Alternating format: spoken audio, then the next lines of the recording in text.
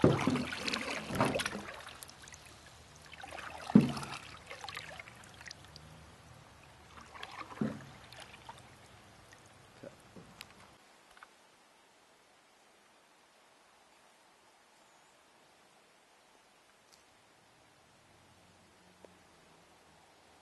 is a beautiful place. Any of you who have been watching these videos, you'll recognize the rock cliffs.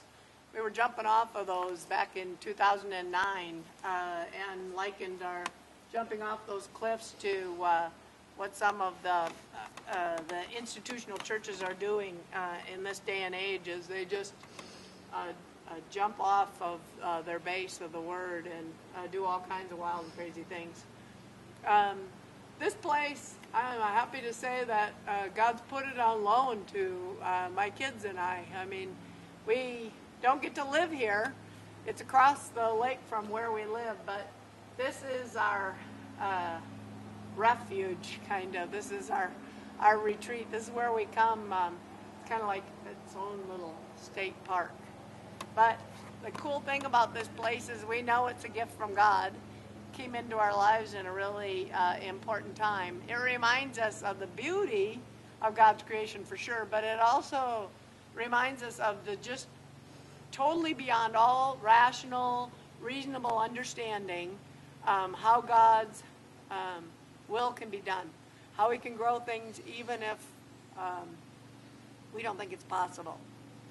So, for instance, the video started and there was a tree growing out of a rock nearby.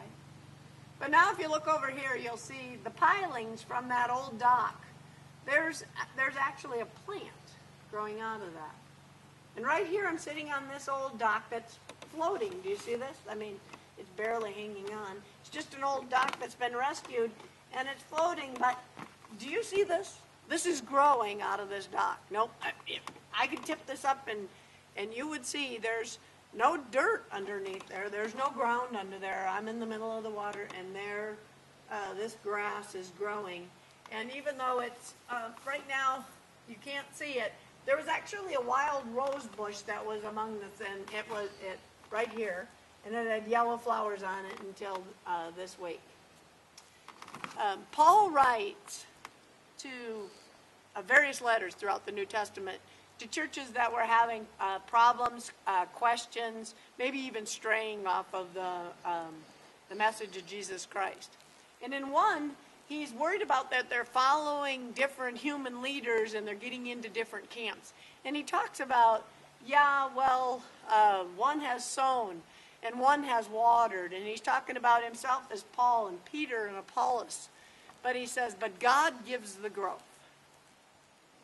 That's what we have to remember, especially when we start playing church. We start talking about numbers and butts in the pews and membership and offering dollars and budgets. We get all into our numbers and our growth. But those are our desires. Those are our focus. Those are our things we want to concentrate on. God's growth's different.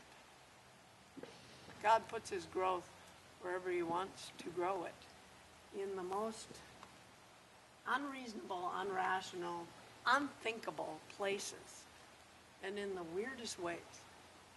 If God wants it to grow, it will most certainly grow.